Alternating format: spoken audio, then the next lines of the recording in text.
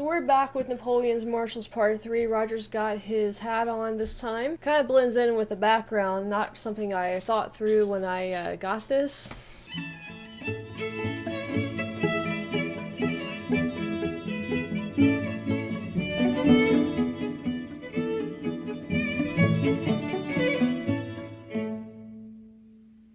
So anyway, we've got a long video ahead of us today, so I'm not going to talk too much. Just a reminder to subscribe if you've not done that yet, like this video if you enjoy it, and then I've got links to all of my social media and Discord in the description and in my pinned comment. So with that out of the way, let's jump into comment time. That's where I go back to our last video in this series and take a look at some of your comments that answer my questions. And if you don't want to watch this, then you can hit the reaction chapter and go straight to that.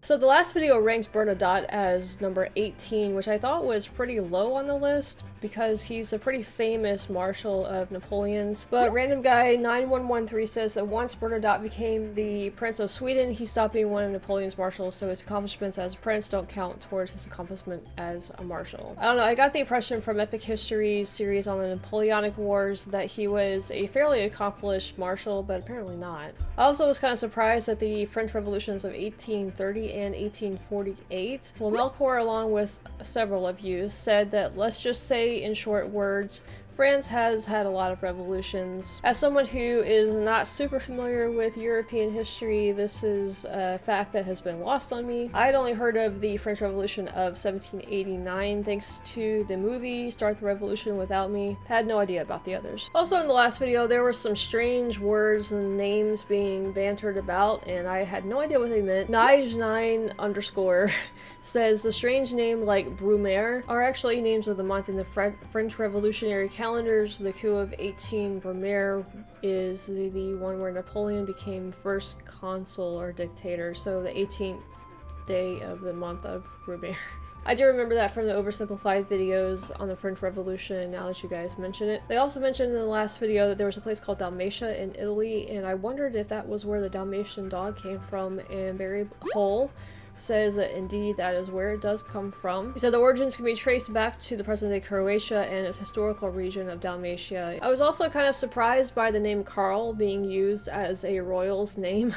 Like I said, it's just a really run-of-the-mill name over here in the US. I mean, when I think of Karl, I think of Karl from Family, not Family Ties, Family Matters. You know, he was like a cop. That's what I think of when I think of Karl. I don't think of a king, you know? But apparently this is a very traditional name over in Europe for royalty. This name, I'm sorry, I don't know how to speak Russian. I'm assuming that's Russian. He or she says Karl with a K, Karl with a C, Charles, Carolus, are forms of the same name in different languages. P.S. Charlemagne equals Charles Magnus, which equals Karl the Great. Well, we learn something new every day. And Nicholas P. says, fun fact, modern Egyptology started thanks to Napoleon's campaign in Egypt. Yeah, a lot of you guys have let me know that Napoleon did kind of modernize certain things in Europe, and I guess this is one of the things that he did. Also, fun fact, there is an Egyptian museum here because I live in Memphis, and, you know, we're named after the city in Egypt also named Memphis. So the university here has an Egyptian museum, and they actually have a special department for Egyptian studies. And we also have a pyramid here as well that unfortunately was bought out by Bass Pro Shops, and now they have this horrible logo on the side of it that just, thankfully it happened while I was in California and I wasn't here to actually witness it, but come on, Memphis. You're gonna do that to like one of the most iconic buildings we have in the city? Alright, so that's gonna be it for your comments. We're gonna go ahead and jump into this video. It's a really long video, so I'm gonna try and keep from pausing it as much as possible. Alright, so let's go ahead and jump in. Let's see, I forgot what number Marshall we're on now. I think we're on like number 12 or 13, 14, something like that. I don't remember. But I think they're gonna do a recap of that here at the beginning, so let's go ahead and jump into it. Oh yeah, and also Bernadotte is in the lead right now for my favorite marshal. Let's see if any of these remove him from that spot. So far, we've met Marshals Perignon, Brune, Serrurier, Kellerman, Grouchy, Moncey, Poniatowski, Jourdan, Bernadotte, Augereau, Lefebvre, Mortier, and Marmont.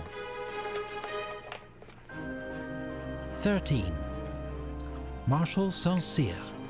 Do you remember him? And we got these quotes. He is the best man among us in the line of defense, though I am superior to him in attack. Yeah. That was good old Napoleon and his ego. Although, in fairness, he is probably... Saint-Cyr was a gifted student who ran away from a miserable childhood to become an artist. A passionate Republican, he embraced the French Revolution and later volunteered for military service. Though proud and aloof by nature, his Republican politics and sharp intellect ensured he was elected captain of his company. His skill at drawing enemy positions then got him noticed by General Custine, who gave him a job on his staff. During these turbulent early years of the revolution, Custine was one of several generals who was punished for defeat with a trip to the guillotine. Saint-Cyr's instinctive grasp of warfare, brilliant planning and tactics won him promotion from volunteer to general of division in 2 years. An even more remarkable achievement, as he'd had no formal military training.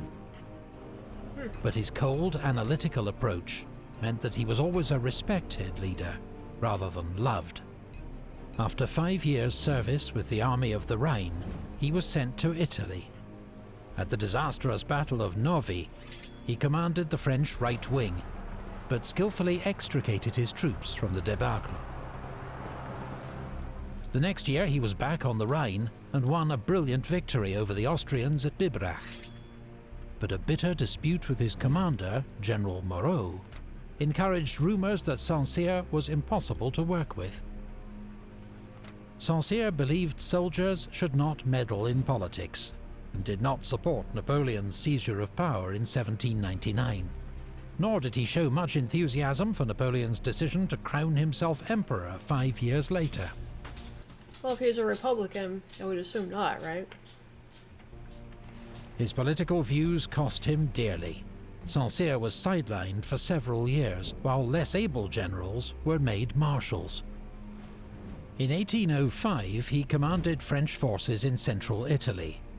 But when he was made subordinate to Marshal Massena, a man whom he personally detested, he returned to Paris, even when Napoleon threatened to have him shot for desertion.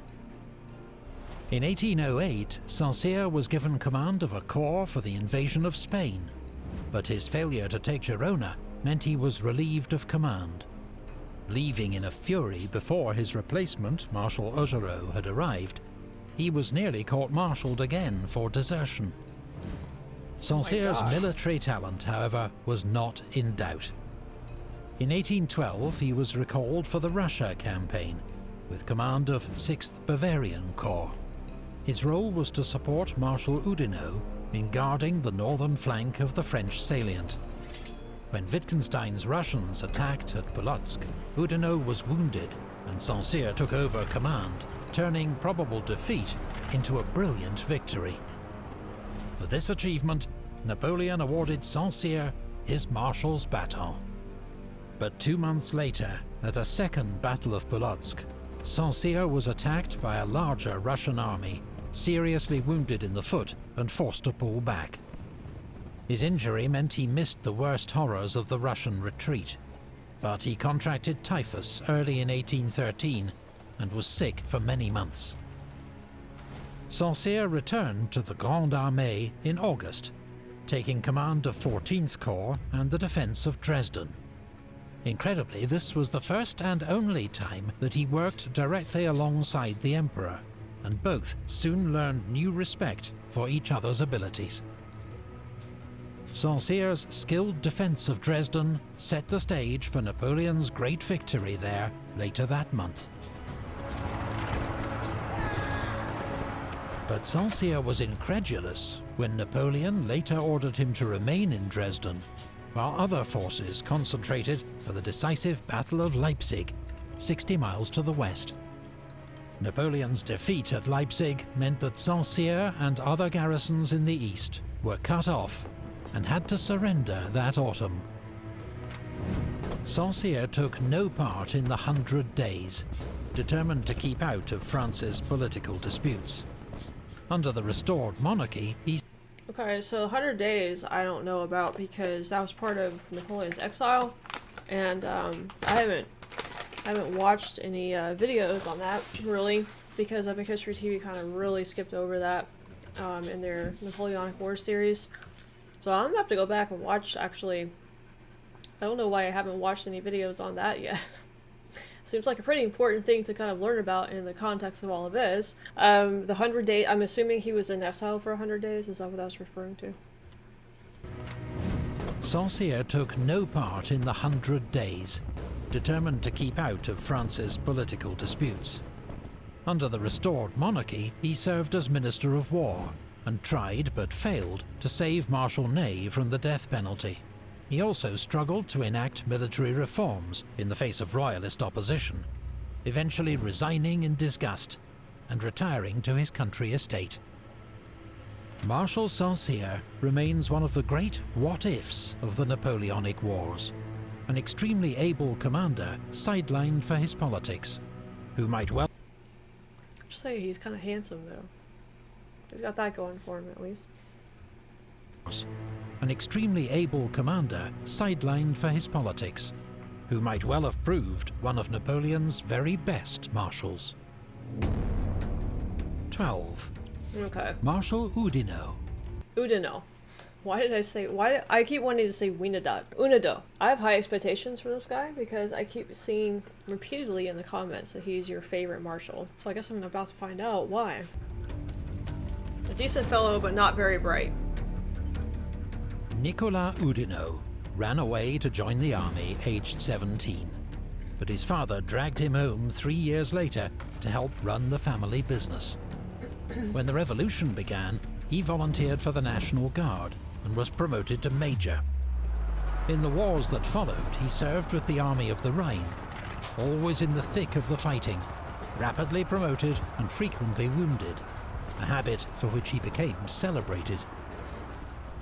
In 1799, he was promoted to General of Division and sent to Switzerland to serve as General Massena's new Chief of Staff, a role he performed to perfection. Serving with General Brune in Italy, he led a cavalry charge against an Austrian battery at the Battle of Monzembano, sabering gunners and capturing one cannon himself, a feat for which Napoleon awarded him a Sword of Honor. In 1805, the newly crowned Emperor Napoleon gave Oudinot command of an elite grenadier division formed from the tallest, strongest soldiers in the army.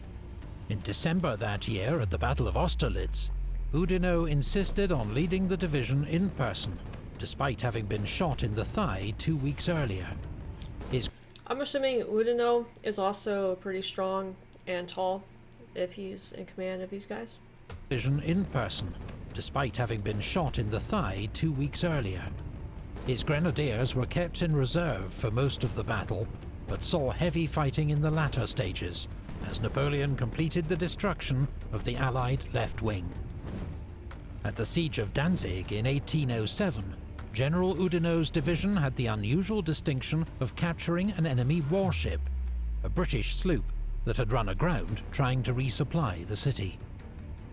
A month later, at Friedland, Oudinot and his grenadiers were under Marshal Lannes' command and played a crucial role holding up the Russian army, until Napoleon arrived to deal a decisive blow. During the 1809 war with Austria, Oudinot was wounded once more at the Battle of Aspern. When Marshal Lannes died of his wounds, Napoleon chose Oudinot to succeed him as commander of 2nd Corps. He led his new corps with such success at Wagram 6 weeks later that Napoleon attributed victory to Massena and Oudinot. A week later, he became one of 3 new marshals, one for France, one for the army, one for friendship. Oudinot, the army's choice, fearless and much loved, a man whose courage inspired all around him. He later received an additional reward, the title Duke of Reggio. In 1812, Marshal Oudinot led 2nd Corps into Russia, but was wounded again at Polotsk, and handed over command to General Saint-Cyr. 10 weeks later, he was back with his corps, marching south to join up with Napoleon's army on its retreat from Moscow. Oudinot's men were shocked when they saw their old comrades from the main column. They looked more like fugitives than soldiers of the Grande Armée. Since Oudinot's Second Corps was in better shape than most, it formed the vanguard for the desperate crossing of the Berezina River. But the next day, in bitter fighting to hold the bridgehead against the Russians, Oudinot was shot from his saddle. He was carried back to a cottage with a serious gunshot wound, but then he and his party became surrounded by Cossacks. Oudinot asked for his pistols, and from his bed, aiming through an opening opposite, began firing at the Cossacks. They were rescued by friendly troops, just in time. Oudinot was back with the Grande Armée in Germany in 1813. In August, Napoleon ordered him to lead an advance on Berlin, but he was defeated by Bernadotte's Army of the North at Grossbeeren. He then retreated in the wrong direction, causing Napoleon to remark, "It's truly difficult to have less brains than the Duke of Reggio." Oh my god. In Oudinot's defense, he'd probably been given an impossible task. Insufficient men to take on a strong opponent, bad weather, terrible roads, and he himself unwell, possibly not yet recovered from his ordeal in Russia. Napoleon put Oudinot back where he was most effective, leading troops in combat under his close supervision. At Leipzig, he commanded 2 divisions of the Young Guard, engaged in heavy fighting on the southern front for 2 days. Oudinot continued to serve the Emperor courageously and loyally as a corps commander in the final campaign of 1814. But in April, he was one of several marshals to confront Napoleon with the reality of his position and force his abdication. When Napoleon returned from exile in 1815, Oudinot refused to break his new oath to the monarchy, but declared neutrality, telling Napoleon, "Since I shall not serve you, sire, I shall serve no one." He continued to hold senior commands under the Bourbons. By one estimate, Oudinot was wounded 36 times in his military career, more than any other marshal. Here are just 20 that we found details for.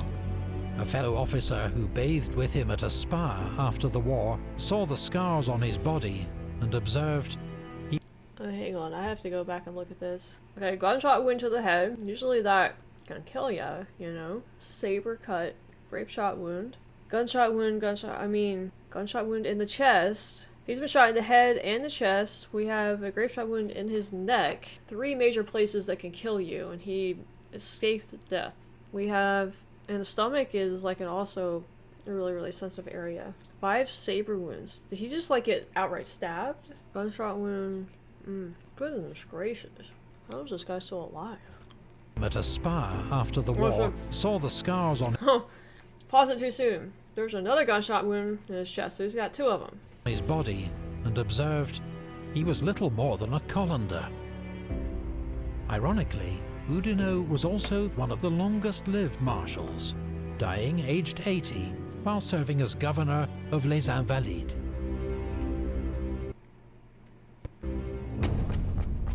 I don't know, like, I feel like maybe there's some info that I don't know that I'm missing here, because Oudinot, he doesn't, I don't know, like just watching that right there, there's nothing in there that like jumps out at me as to why he's everybody's favorite marshal, or, well, not everybody's favorite, but a lot of you guys have been bringing up that he's like this really awesome marshal. He's your favorite. He's one of the best. But there's nothing in that like just jumps out at me that would give me that opinion of him. But you know, this is also just a very cursory look at them, so I'm sure there's probably a lot of information about him that I don't have here. So you guys that like him and say he's the best general, or he's your marshal and he's your favorite, let me know down in the comments why that is. Marshal Victor.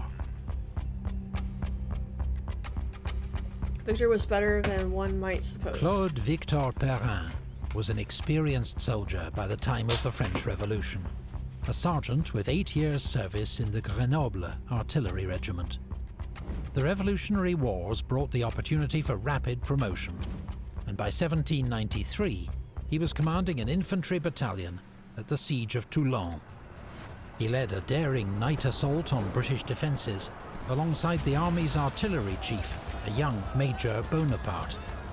Both men were wounded, but the attack was a success, and both were quickly promoted to Brigadier General. Victor served under General Bonaparte in Italy, and turned out to be a brilliant brigade commander. In 1800, he distinguished himself at the Battle of Marengo, where his command of the left wing won particular praise from Napoleon. But Victor did not hide his disapproval of Napoleon's quest for political power, and as a result, received relatively minor roles under the new regime. In 1802, he was earmarked to lead an expedition to recover the French territory of Louisiana, but it was called off when Napoleon decided instead to sell Louisiana to the United States. Victor... Wait a second, what does he mean by recover it? Did they lose it at some point? I don't understand what that means. Instead, to sell Louisiana to the United States. Victor and Marshal Lannes were close friends from their days serving together in Italy. In 1806, Lannes persuaded Napoleon to let him have Victor as his new Chief of Staff for 5th Corps. Napoleon agreed, and in October, Victor served as Lannes' deputy at the Battle of Jena. Napoleon's earlier misgivings about Victor were now forgotten, and that winter he was given command of the newly formed 10th Corps. But within weeks, he was captured by a Prussian patrol and had to be exchanged for a captured Prussian officer, General von Blücher. Oh. His big break came in 1807, stepping in for the wounded Marshal Bernadotte to command 1st Corps at Friedland, where he successfully led a major attack as the Emperor looked on. Promotion to Marshal and the title Duke of Bellumo swiftly followed. In 1808, Marshal Victor and 1st Corps took part in the invasion of Spain, where he'd be posted for the next 3 years. Victor's record in Spain was better than most, but like others, he seemed more interested in personal glory and rewards than in cooperating with fellow commanders. In 1809, at Medellin, he inflicted a crushing defeat on General Cuesta's Spanish army. 4 months later, his bold night attack on the British at Talavera came tantalizingly close to success. He was furious the next day when King Joseph and Marshal Jourdan refused to support fresh attacks, and instead ordered a cautious withdrawal. The next year, Victor besieged the Spanish port of Cadiz.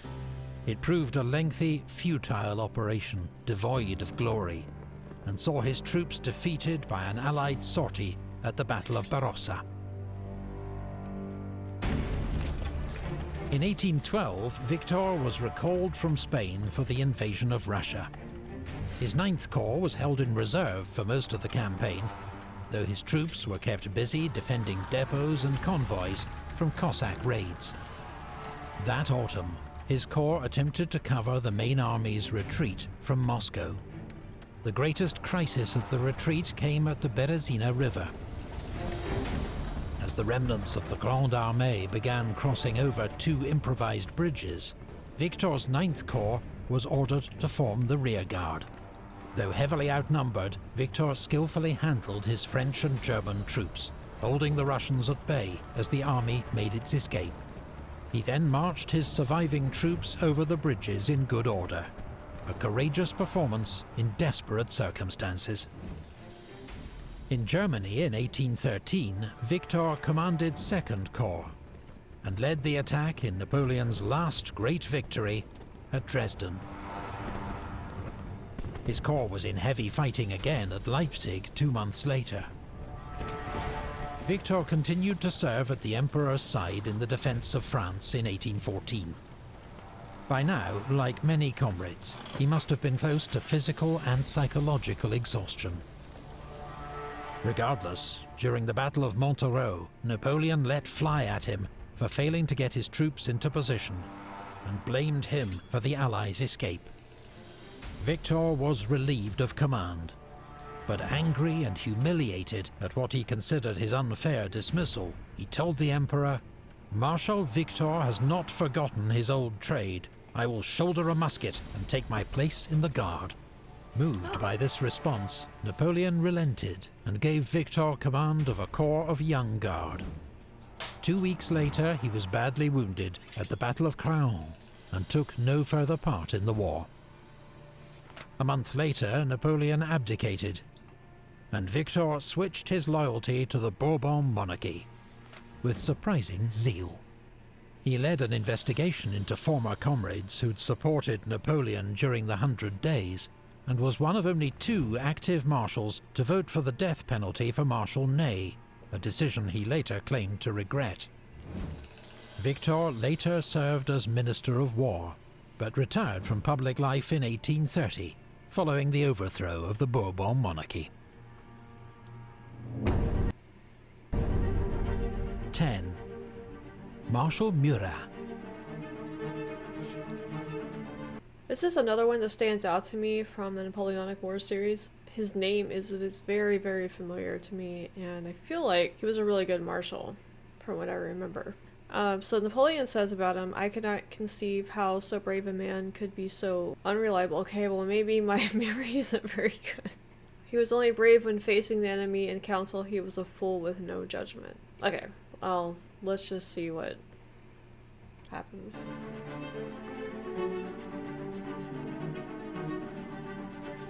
Joachim Murat, the son of an innkeeper, was destined for a career in the church, but dropped out of college and joined a cavalry regiment instead. To his immense frustration, he saw little action in the early years of the Revolutionary Wars, being stuck with staff and training roles. But in 1795, while stationed in Paris with the 21st Chasseurs, fate intervened. A young general, Napoleon Bonaparte, had been put in charge of the defense of the National Convention. With a mob poised to storm the building, he ordered Captain Murat to bring him cannons, which he did, racing the guns through the city streets, allowing Napoleon to mow down the mob with a famous whiff of grape shot. Napoleon was hailed as the saviour of the government and rewarded with command of the Army of Italy. Murat was promoted colonel and went with him as his new aide-de-camp. He soon made a name for himself as a bold and brilliant leader of cavalry, while his 6-foot height, curly locks and love of women ensured fame as France's foremost beau sabreur. In 1798, Murat joined Napoleon's expedition to Egypt. At the Battle of Aboukir, his flanking charge broke the enemy, and Murat personally took the Ottoman commander prisoner, despite being shot in the jaw, a wound which, to his immense relief, did not ruin his looks. Back in Paris, Napoleon launched his coup d'etat to seize political power. When he got a hostile reception from the Council of 500, it was Murat who saved the day, leading troops in to clear the chamber, shouting, "Citizens, you have been dissolved," before adding something a bit more coarse.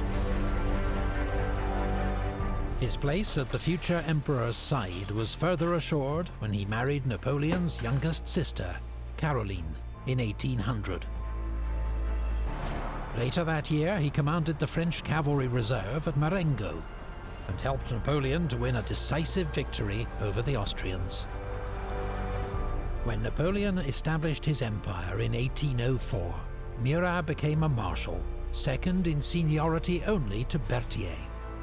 He'd later also receive the title Prince of the Empire and the rank of Grand Admiral. In the 1805 campaign, he commanded Napoleon's cavalry reserve, his excellent reconnaissance and diversions proving crucial in the encirclement of General Mack's Austrian army at Ulm. 3 weeks later, Murat and Marshal Lannes, who normally couldn't stand each other, together bluffed an Austrian commander into surrendering a vital bridge by persuading him that an armistice had been signed when it hadn't. It was a bold stunt, but overall Napoleon was not impressed by Murat's pursuit of the enemy. "I cannot approve your manner of march. You go on like a stunned fool, taking not the least notice of my orders."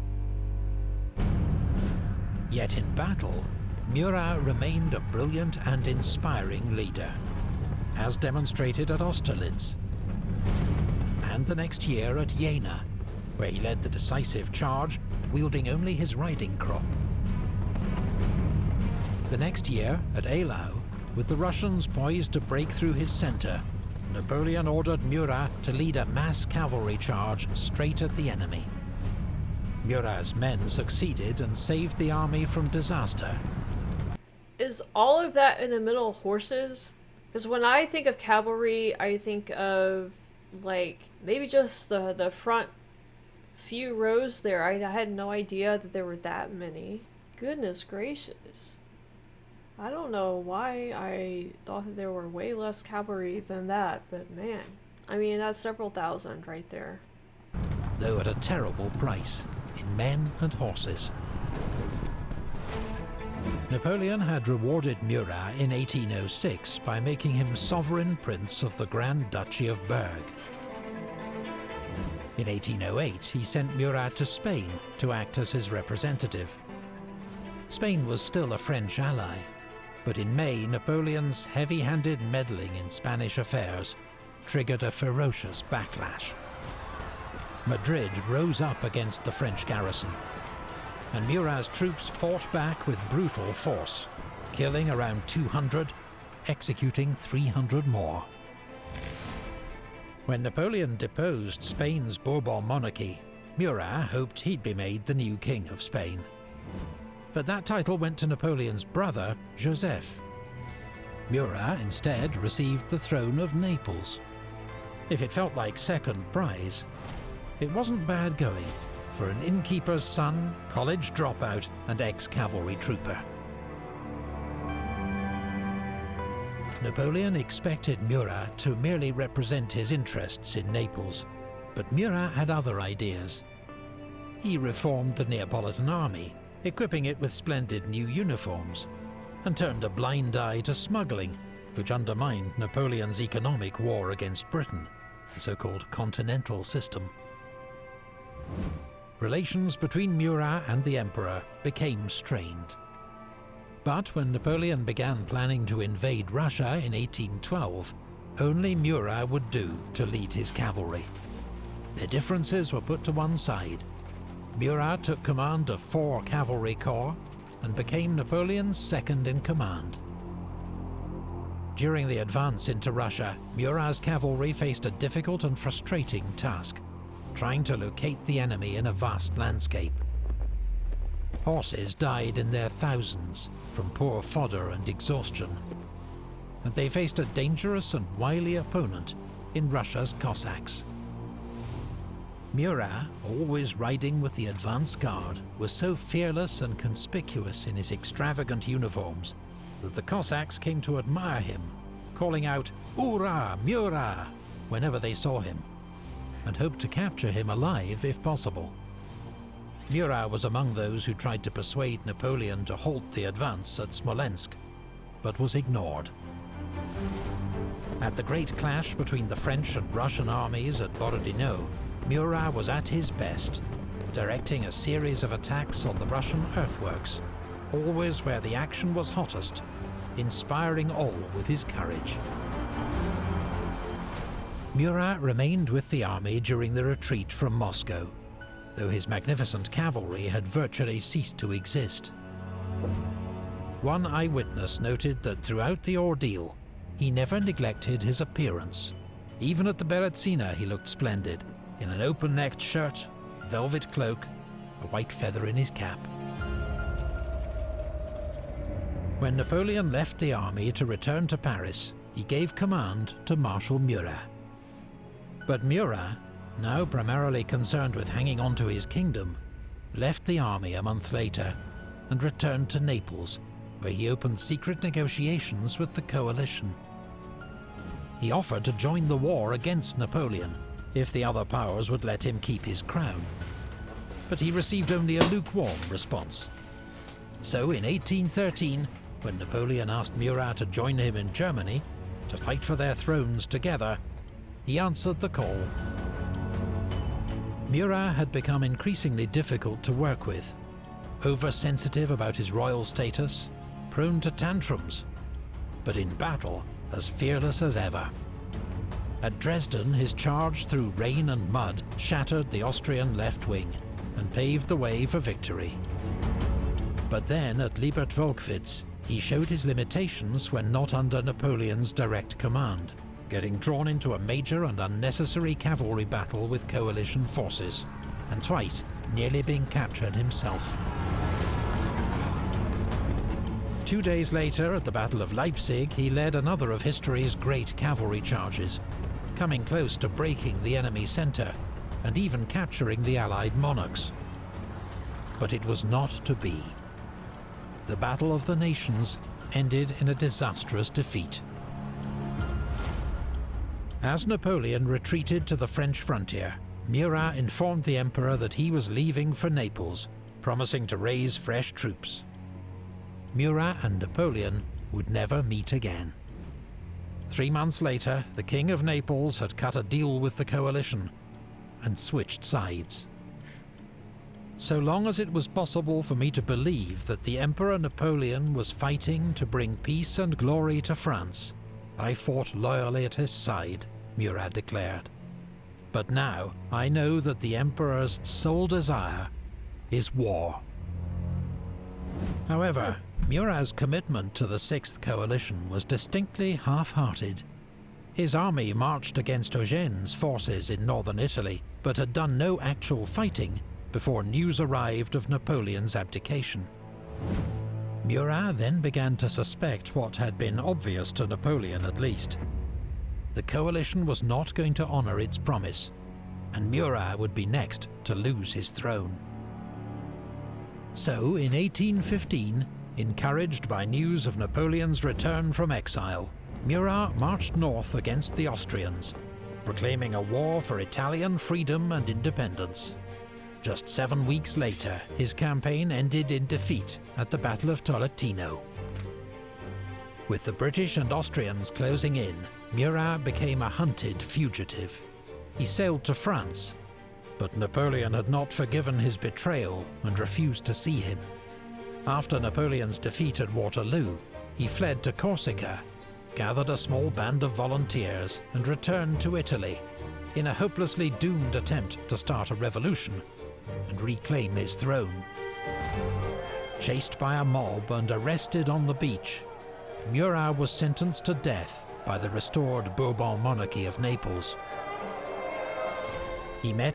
These Bourbons are everywhere, aren't they? I thought that they were just in France, and then I found out that they were also in Spain, and now they're in Italy too? I guess I just don't have my head around this royalty and this family. I don't understand how they're in all of these different countries. I thought that there was just like one royal family in like one country. But are they spread out across a bunch of different countries? Is that what's going on here? Also, Murat didn't get very far into Italy, did he? He met his end with his usual courage, telling the firing squad, "If you wish to spare me, aim at the heart," then gave the order to fire himself.